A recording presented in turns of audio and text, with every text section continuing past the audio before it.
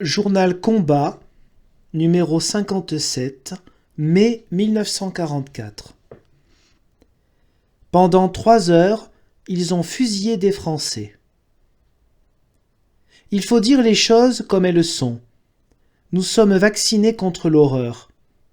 Tous ces visages défigurés par les balles ou les talons, ces hommes broyés, ces innocents assassinés, nous donnaient au début la révolte et le dégoût qu'il fallait pour entrer consciemment dans la lutte.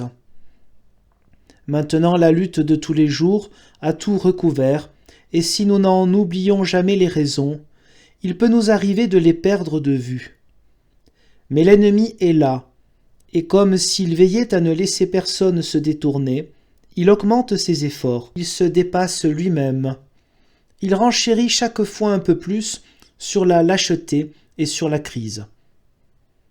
Aujourd'hui, en tout cas, il est allé plus loin qu'on ne pouvait l'imaginer, et la tragédie d'Ascq rappelle à tous les Français qui sont engagés dans une lutte générale et implacable contre un ennemi déshonoré.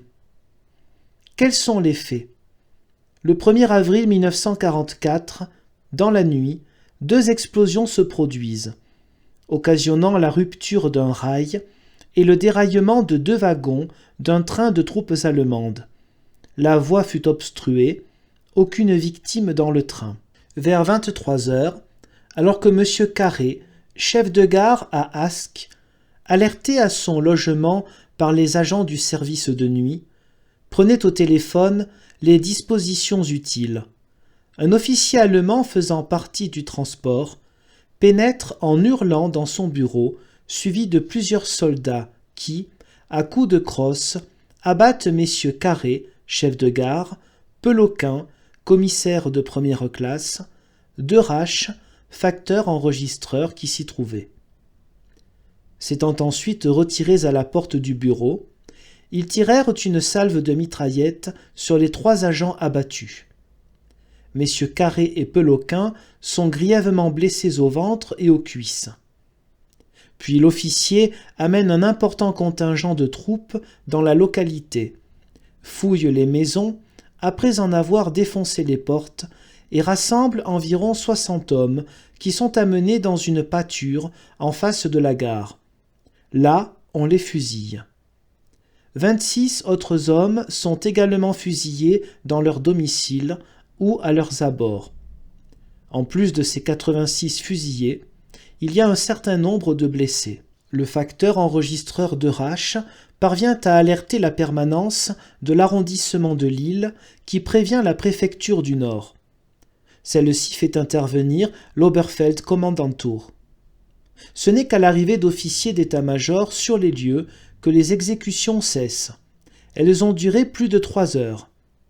Je ne sais pas si l'on imagine suffisamment ce qu'il y a derrière ce compte-rendu brutal. Mais est-il possible de lire, sans une révolte et un dégoût de tout l'être, ces simples chiffres : 86 hommes et 3 heures. 86 hommes comme vous qui lisez ce journal ont passé devant les fusils allemands. 86 hommes qui pourraient remplir 3 ou 4 pièces comme celle où vous vous tenez. 86 visages, hagards ou farouches, bouleversés par l'horreur ou par la haine. Et la tuerie a duré 3 heures, un peu plus de 2 minutes pour chacun d'entre eux. 3 heures, le temps que certains ont passé ce jour-là à dîner et à converser paisiblement avec des amis, le temps d'une représentation cinématographique où d'autres riaient au même moment au spectacle d'aventures imaginaires. Pendant 3 heures, minute après minute, sans un arrêt, sans une pause, dans un seul village de France, les détonations se sont succédé et les corps se sont tordus par terre.